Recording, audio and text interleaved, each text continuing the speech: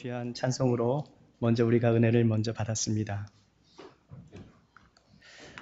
에이든 윌슨 토저, 이 토저 목사님은 1897년도에 펜실베니아에서 태어났고 30여 년을 시카고의 사우스 사이드 연합교회에서 목회를 하며 이 시대의 선지자라는 평판을 들었던 목회자입니다.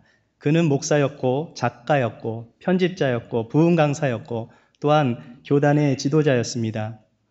이 토저 목사님이 That Incredible Christian, 한글 번역으로는 나는 진짜인가 가짜인가 라는 제목으로 책이 번역이 되었습니다. 이 책을 보시면 오늘날의 교회는 너무나 유약한 그리스도인들로 가득하다고 도전을 줍니다. 십자가를 부끄러워하는 크리스찬, 진짜 크리스찬이라면 주님의 일보다 주님을 우선순위에 둔다라고 말씀합니다. 얼마 전에 올림픽이 막을 내렸는데요. 올림픽에서 메달을 딴 선수들은 언젠가부터 이 사진을 찍을 때 이빨로 살짝 메달을 무는 포즈를 취합니다. 이 선수들이 인터뷰를 하는데 사실은 사진 기자들이 이빨로 이렇게 무는 포즈를 부탁을 한다고 합니다. 옛날에는 실제로 금으로 만든 동전을 사용했기 때문에 금화가 진짜인지 가짜인지를 구분하려면 실제로 이빨로 이렇게 한 번씩 물어보고 진짜인지 가짜인지를 구분했습니다. 이번 런던 올림픽에서 사용한 금메달은 역대 올림픽 메달 중에 크기가 가장 크다고 합니다. 그런데 이 금메달 안에 있는 내용물을 보시면은 대부분 은으로 되어 있는 것을 아십니까? 금메달 안에 있는 내용물은 금이 아니라 은이라는 사실입니다. 92.5%가 은이고요. 6%가 구리이고 금은 1.34%밖에 안 됩니다. 1.5%도 안 되는 그 금 6g만을 가지고 은메달을 도금한 것이 금메달인 것입니다. 차라리 은메달과 동메달이 진짜 은이고 진짜 구리입니다.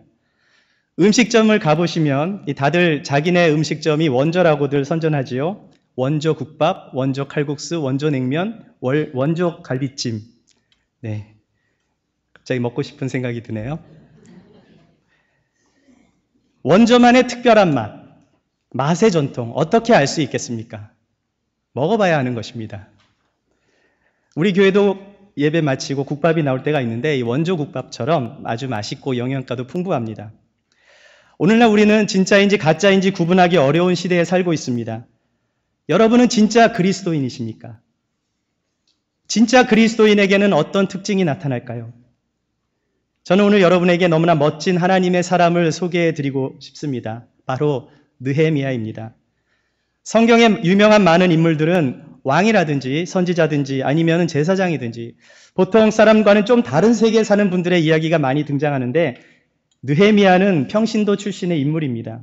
그가 살았던 시대는 어둡고 희망이 없는 암울한 시대, 나라가 없는 포로 시대에 살았습니다. 여기서 잠깐 이스라엘의 역사를 한번 살펴보겠습니다. 북이스라엘은 722년도에 BC 722년에 아수르에 의해서 멸망을 당합니다. 그리고 136년이 지나서 남유다는 바벨론에 의해서 멸망을 당하는데요. 이때가 BC 586년이고요. 그리고 50년 정도가 지나서 남유다를 멸망시킨 바벨론은 페르시아에게 멸망을 당합니다. 지역적인 위치를 보면 이 바벨론은 지금의 이라크에 해당하고 페르시아는 지금의 이란으로 보시면 되겠습니다. 이때 페르시아의 초대왕 고레스 왕은 칙령을 내려서 바벨론에서 포로 잡혀온 유대인들을 고향인 이스라엘로 돌려보냅니다. 약 4만 명 정도, 42,336명, 42,236명 정도가 그 귀환을 하게 됩니다. 그 이유는 에스라서 1장 1, 2절에 나와 있는데요. 하나님이 그 고레스 왕에게 감동을 주셨기 때문에 고레스 왕이 조서를 내리고 예루살렘 전을 건축하게 한 것입니다. 이때 수룹바벨이 유다 총독으로 임명이 되어서 예루살렘 성전을 재건하게 되는데 이 성전이 바로 수룹바벨 성전입니다. 그리고 약 80년 후에 또 BC 458년도에 당시 제사장이며 율법학자였던 에스라가 백성들을 이끌고 또다시 이 고향인 이스라엘로 돌아오는데 이것을 2차 포로 귀환이라고 합니다. 약 1,500명 정도가 귀환을 하게 됩니다. 여러분이 잘 아시는 에스더 이야기는 이 포로 1차 귀환과 2차 귀환 사이에 일어났던 이야기입니다. 에스더를 왕으로 삼은 아하수에로 왕이 이 느헤미야가 섬겼던 아닥사스다 왕의 아버지가 되는 것입니다.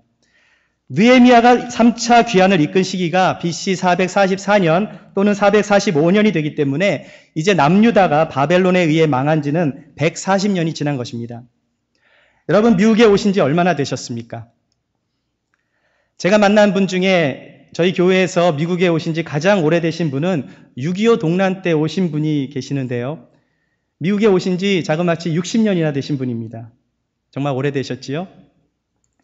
그런데 느헤미야는 조국을 잃은 지 140년 된, 나라가 망해서 바벨론의 포로로 잡혀온 선조의 후손으로 낯선 이방 땅에서 유대인 페르시안이라는 5세, 6세의 정체성을 가지고 살고 있는 것입니다. 그런데 느헤미야는 자신은 유대인이라는 사실을 잊지 않았습니다. 유대인이라는 정체성을 가지고 언제나 예루살렘을 잊지 않고 있었던 것입니다. 그는 늘 조국을 그리워하며 조국의 형편을 알고 싶어하던 차에 유다에서 온 그의 동생 하나니에게 그 형편을 듣고는 엄청난 충격을 받습니다. 우리 2절과 3절 말씀을 보겠습니다. 내 형제들 가운데 하나인 하나니가 두어 사람과 함께 유다에서 내게 이르렀기로 내가 그 사로잡힘을 면하고 남아있는 유다와 예루살렘 사람들의 형편을 물은즉 그들이 내게 이르되 사로잡힘을 면하고 남아있는 자들이 그 지방 거기에서 큰 환난을 당하고 능욕을 받으며 예루살렘 성은 허물어지고 성문들은 불탔다 하는지라. 느헤미야는 동생인 하나니로부터 예루살렘의 성벽이 무너졌다는 소식을 들었습니다. 유대와 예루살렘 사이 그 사람들이 적들의 공격을 받아서 큰 환난을 당하고 능욕을 받고 있는데 예루살렘 성은 허물어지고 성문들은 불에 타고 있다는 것입니다. 고대 사회에 있어서 이 성벽이란 적의 침략을 보호하는 매우 중요한 기능을 갖고 있었습니다. 그런데 적들의 침략으로 이 성벽이 무너지고 성문은 불에 타고 있다는 것입니다. 이제 예루살렘에 사는 사람들은 성문이 무너졌기 때문에 여러 민족들에게 약탈과 침략의 대상이 되는 것입니다. 그 엄청난 소식을 들은 예레미야는 자신의 마음도 무너질 수밖에 없었습니다. 여러분, 느헤미야, 제가 아까 예레미야라고 그랬는데요. 느헤미야의 뜻은요. 느헤미야의 이름의 뜻은 하나님께 위로를 받음이라는 뜻입니다. 왜 그 이름을 하나님께 위로를 받는 자라고 부모님이 지어주셨을까요? 140년간 나라도 없는 이방 땅에서 힘들고 어렵고 슬프게 살아왔기 때문에 부모님이 그래, 너는 하나님의 위로를 받을 자다라고 지어준 것 아니겠습니까? 유대인들의 이름은 그 사람의 정체성을 결정하는 것입니다. 느헤미야는 자신의 이름의 뜻을 알고 있었습니다. 태어나면서부터 느헤미야야 느헤미야라 불릴 때마다 그래, 나는 하나님께로부터 위로를 받을 자다라고 생각하지 않았겠습니까? 비록 나의 부모님과 선조의 조국은 망했을지라도 믿음을 지키는 자에게 하나님은 위로를 주실 거다. 그 이름은 그의 정체성이 되었던 것입니다. 느헤미야의 정체성. 나는 하나님의 위로를 받을 자라는 것입니다. 옛날에는 지금처럼 여행이 자유롭지 못했습니다. 신문도 없고 인터넷도 없습니다. 느헤미야뿐만 아니라 느헤미야의 부모도 할아버지도 유대 땅을 한 번도 밟지 못했을 것입니다. 느헤미야에게 조국이란 어떤 의미가 있겠습니까? 떠나온 조국이 세계에서 부강한 나라라면 목에 힘이라도 주고 당당하게 살아가겠지만 유대는 그런 나라가 아니었습니다. 나라가 망한 지 140년이 지나고 고레스 왕의 도움으로 수룹바벨이 성전을 재건했지만 에스라서를 보시면 이 솔로몬의 시대의 성전을 기억하고 있던 노인들은 과거에 비해 작고 초라한 그 성전터를 보고 눈물까지 흘렸다고 기록되어 있습니다. 그런데 예루살렘의 성벽은 허물어지고 성벽은 불에 타서 보잘것없이 초라하게 된 나라. 하나님을 믿는다고 하면서 우상 숭배로 망했던 나라. 오늘 하루를 장담하며 살 수 없는 비참한 나라가 지금 유대 땅인 것입니다. 그런데 페르시아는 어떤 나라입니까? 고대 근동에서 가장 부강한 나라이고 근동 지역의 전체를 지배한 나라입니다. 느헤미야는 페르시아 내에서도 왕이 있었던 수상궁에서 일을 하면서 왕에게 신임을 받아 출세한 최고의 엘리트였습니다. 만약 여러분이 느헤미야였다면 예루살렘이 무너졌다는 말을 들었을 때 어떻게 반응하시겠습니까? 사람들은 누구나 어려운 일을 당하면 다르게 반응을 합니다. 누군가가 어떤 어려운 상황 속에 있을 때 여러분 반응을 어떻게 하시겠습니까? 누군가에게 큰 어려움이나 변제가 닥치면 대부분의 사람들은 자기가 그것을 당하지 않은 것에 안심하고 다행이라고 생각합니다. 팔은 안으로 굽어지는 법이지요. 나와 우리 가족들만 피해가 없으면 괜찮다고 생각하는 것입니다. 그것이 나하고 무슨 상관인가? 나한테 피해만 없다면 나하고는 상관없는 일이 되는 것입니다. 무관심 때문입니다. 둘째는 정죄함입니다. 다른 사람을 비난하거나 남의 탓으로 돌립니다. 아마도 죄가 많아서 그럴 거야. 고통을 당해도 싸지. 하나님이 벌하신 걸 거다. 자기와 별로 상관도 없으면서 남의 아픈 것을 들춰냅니다. 쓴뿌리가 있는 사람입니다. 세 번째는 상대의 아픔을 나의 아픔으로 생각하는 사람입니다. 위로자가 되는 것입니다. 느헤미야는 조국의 위기가 왔을 때 그가 첫 번째 반응한 것은 위로자의 마음, 즉 민족을 향한 애통하는 마음을 가진 것입니다. 느헤미야는 태어나서 한 번도 가본 적이 없는 자기 민족의 선조들의 조국을 위하여 민족의 아픔을 자기의 아픔으로 여긴 것입니다. 여러분, 하나님을 사랑하는 사람, 진짜 믿음을 소유한 사람은 하나님의 성품을 갖는 것입니다. 그것이 위로하는 마음, 상대방을 긍휼히 여기는 마음입니다. 사랑하는 여러분, 하나님을 사랑하는 사람은 하나님의 성품을 담기 때문에 그 사람에게 위로의 마음이 전달이 되는 것입니다. 마음이 없는데 말로만 위로를 한다고 위로가 되겠습니까? 느헤미야는 그 조국의 위기를 자신의 위기로 보았던 것입니다. 느헤미야가 그 조국의 위기를 만났을 때 그가 단지 위로자의 마음으로 슬퍼하는 것에만 그쳤다면 그는 성경의 위대한 인물이 되지 못했을 것입니다. 슬퍼하는 것은 누구나 할 수 있는 일입니다. 그러나 그는 하나님 앞에 엎드린 것입니다. 느헤미야는 인생의 위기가 왔을 때 그가 우선순위로 든 것은 위로자의 마음으로 기도를 시작한 것입니다. 우리 함께 4절과 5절 말씀을 보시겠습니다.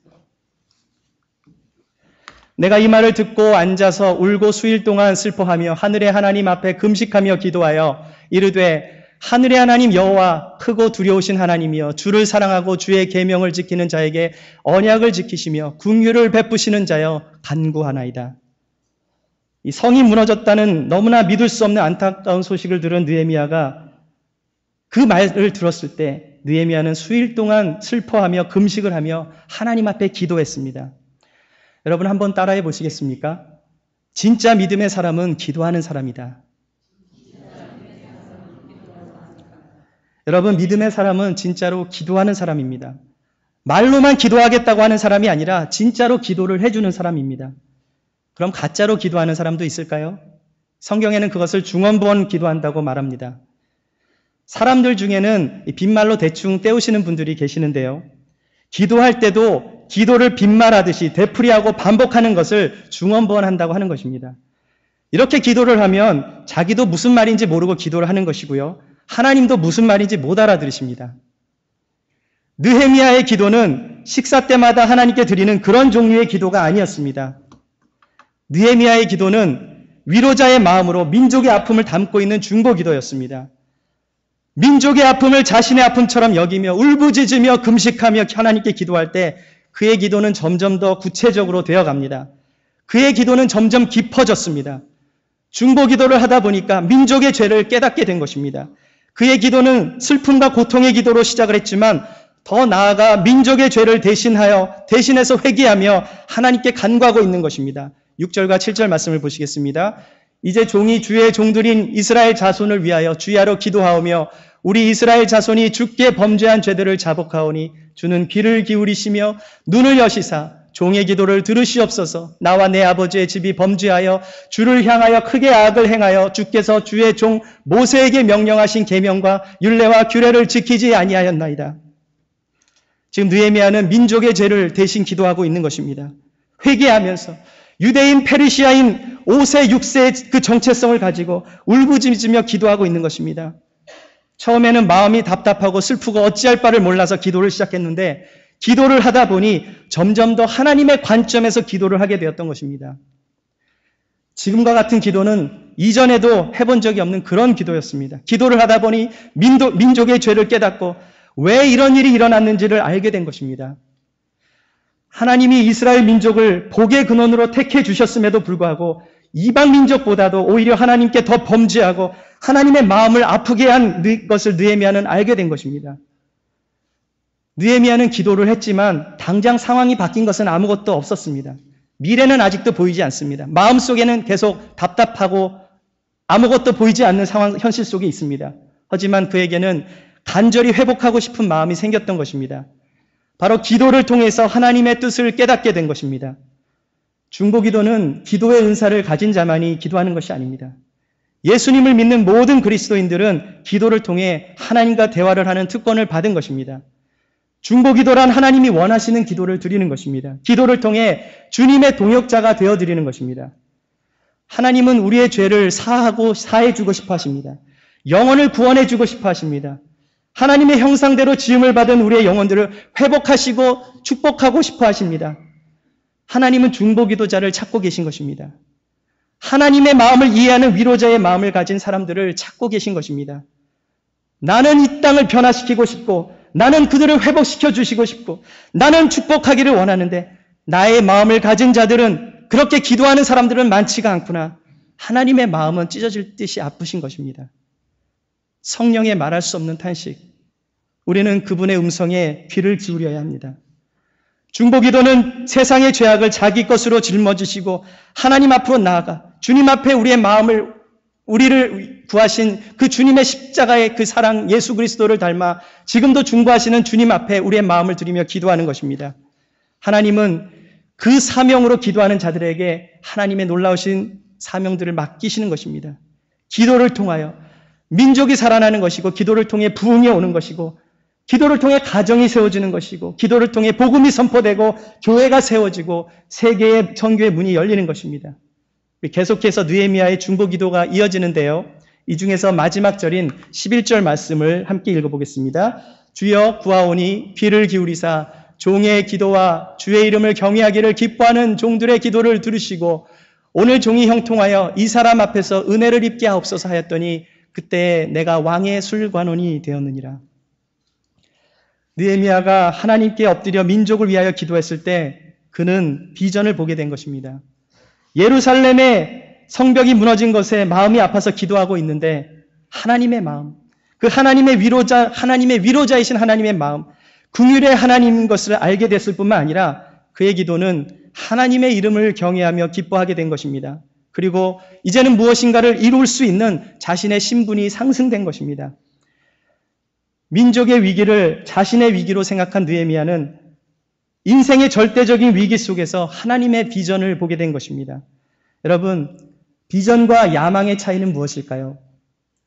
야망은 자신이 무언가를 크게 이루어 보겠다고 하는 자신이 원하는 희망입니다. 그런데 비전은 하나님께서 주신 사명을 믿음으로 받아들이는 것입니다. 자신의 꿈을 이루어가는 것이 야망이라면 비전은 하나님의 꿈을 이루어 드리는 것입니다. 1장 처음에 등장하는 느헤미야는 그냥 연약하고 평범한 사람이었습니다. 그러나 그는 기도를 통하여 하나님의 비전을 품게 됩니다. 기도에는 우리가 알지 못하는 크고 비밀한 하나님의 능력이 있기 때문입니다. 느헤미야에게는 소망이 있었습니다. 무너진 성벽이 세워지는 것을 꿈꾸게 된 것입니다. 하지만 그것은 정말 마음의 꿈에 불과했던 것입니다.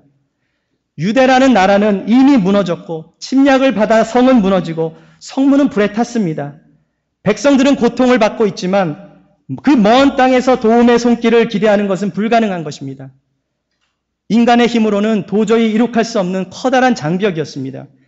그 누구도 예루살렘을 다시 재건할 수 있는가에 대해서 생각조차 할 수 없는 억눌림 안에 갇혀 있었던 것입니다. 현실을 무시할 수는 없는 것입니다. 그것이 바로 현실이기 때문입니다. 오히려 적들의 침입으로부터 하루하루를 버텨내는 것이 기적일 뿐입니다. 근데 여러분, 진짜 믿음은 현실을 이겨내는 능력이 되는 것입니다. 그것은 하나님의 비전을 가진 자가 누리는 특권입니다. 여러분 비전이 있으십니까? 원대한 꿈을 가지고 미국에 오시진 않았습니까? 그런데 그 꿈을 이루셨습니까? 여러분의 꿈으로 이루셨습니까? 하나님의 꿈으로 이루셨습니까? 하나님은 하나님의 마음으로 기도하는 자에게 하나님의 꿈을 주시는 것입니다. 여러분, 하나님의 꿈을 꾸십시오. 하나님의 비전을 위해 기도하십시오. 느헤미야가 간절히 기도했을 때 하나님의 꿈은 진짜로 시작이 되었던 것입니다. 하나님은 느헤미야를 통해 하나님의 일을 시작하신 것입니다. 언제입니까? 바로 그때에. 한번 밑에를 읽어보세요. 그때에 내가 왕의 술관원이 되었느니라. 어느 때입니까? 기도하고 있을 그때에 내가 왕의 술관원이 되었다라고 고백하고 있는 것입니다. 왕의 술관원은 여러분이 생각하시는 단지 술을 따라주는 바텐더 이렇게 생각하시면 안 됩니다. 황제 앞에서 술 맡은 관원이 되었다라는 것은 왕이 가장 신임하는 높은 직분의 자리입니다. 황제에게는 언제든지 왕의 자리를 노리려고 독살하려는 무리들이 있었기 때문에 그 자리는 왕에게 절대적인 신임을 받지 못하면 올라갈 수 없는 자리입니다. 그것은 페르시아에서 손가락 안에 드는 놀라운 지위인 것입니다. 왕을 독대할 수 있는 자리입니다. 왕과 가장 가까운 자리에 있는 사람입니다. 무엇이 그를 높여주었겠습니까? 나라가 망한 이민자 5세 6세로서 그가 페르시아의 주류 사회에서 인정을 받는 것도 어려운 것인데 그 사회에서 가장 높은 자리인 왕을 보좌하는 자리로 올라간 것, 바로 기도의 역사가 아니겠습니까? 우리의 삶의 역사의 주관자는 하나님이십니다. 하나님은 느헤미야를 수상궁의 높은 자리로 올라가게 만들어주신 것입니다. 기도는 여러분 뜬구름을 잡는 것이 아닙니다. 처음에 막막하기만 했던 느헤미야의 기도는 이제 정말로 꿈이 이루어질 것 같은 환경이 만들어져 가고 있었던 것입니다. 희망이 보이기 시작한 것입니다. 이제는 작은 소망이나마 예루살렘의 성벽을 재건할 만한 어떤 힘을 얻게 된 것입니다. 느헤미야의 지위가 바뀌었기 때문입니다. 유대 땅에 사는 사람이 아닌 머나먼 이국 땅에서 자기 민족의 땅을 한 번도 밟아본 적이 없는 그 유대를 위해서 중보기도했을 때 하나님은 그를 높이 올려준 것입니다. 한 사람의 중보기도로 말미암아 하나님의 놀라운 비전을 이루어가는 기초가 이제 닦여진 것입니다. 여러분, 기도는 비전을 이루어가는 키포인트입니다. 하나님의 꿈은 기도로 성취되어 가는 것입니다. 위대한 비전은 위대한 기도에서 시작되는 것입니다. 여러분, 느헤미야가 성벽을 재건했겠습니까? 못했겠습니까? 그 이야기는 제가 다음 주에 들려드리겠습니다. To be continued. 하나님은 위로의 하나님이십니다. 자비와 긍휼의 하나님이십니다. 하지만 우리에게 고난을 허락하실 때가 있습니다. 혹시 벼랑 끝에 서보신 것 같은 절망의 마음을 가져본 적 있으십니까? 때로는 어려운 환경과 뜻밖의 일들로 인하여 우리의 마음에 고통이 찾아오고 벼랑 끝에 서 있는 것 같은 그러한 마음이 올 수도 있습니다. 그러나 하나님은 우리를 미워하셔서 우리를 코너로 모으시고 그래 고난 좀 당해봐라 하시고 우리를 시험하시는 분이 아닙니다. 진짜 신앙은 고난이 올 때 믿음으로 반응하는 것입니다. 진짜 신앙인은 어떠한 환경 속에서도 하나님을 신뢰하는 사람입니다. 어떠한 환경 속에서도 주님만을 의지하는 사람입니다. 고난 속에서 역사하시는 하나님을 붙잡으시기 바랍니다. 진짜 신앙이란 그리스도적인 삶을 살아가는 것입니다. 그리스도를 닮아가는 것입니다. 인생의 위기 속에서 느헤미야는 하나님께로 나아갔습니다. 위로자의 마음을 가지고 중보자의 마음을 가지고 민족의 아픔을 자신의 아픔으로 생각하고 하나님 앞에 나아갔을 때 하나님은 그를 세워주시고 위대한 꿈을 보여주신 것입니다. 이민사회는 아픔이 많습니다. 어떤 사람은 이민교회를 양파에 비교합니다. 양파의 껍질을 벗기면 벗길수록 더 눈물이 나는 것처럼 우리 모두에게는 하나님만이 아시는 아픔들이 있습니다. 그러나 우리 모두가 하나님의 위로자가 되어 서로를 위하여 기도하고 서로를 긍휼의 눈으로 바라본다면 우리는 하나님이 원하시는 회복을 경험하고 이민사회는 놀라운 치유를 경험하게 될 것입니다. 우리에게 무너진 것이 있다면 무엇으로 세워가겠습니까? 하나님의 사람은 세우는 사람입니다. 세우는 것을 무너뜨리는 것은 쉬울지 몰라도 무너진 것을 다시 세우는 것은 어려운 것입니다. 여러분, 세우는 사람이 리더가 되는 것입니다. 세우는 사람이 되십시오. 기도를 통해 무너진 것을 세워가십시오. 하나님과 여러분과의 관계, 가정 안에서의 관계, 이웃과의 관계를 올바르게 세워나가십시오. 위대한 기도가 위대한 비전을 낳고 하나님께서 놀라운 축복을 해주시는 것입니다. 하나님의 비전을 가지고 하나님의 뜻을 이루어 가십시오. 이민교회의 위로자가 되어주십시오. 우리의 작은 신음에도 응답하시는 하나님을 신뢰하시고 중보자의 자리에서 위기를 기회로 바꿔주시는 하나님을 의지하시며 하나님의 꿈과 소원을 이루어 가시는 저와 여러분이 되시기를 주님의 이름으로 축원합니다. 기도하겠습니다.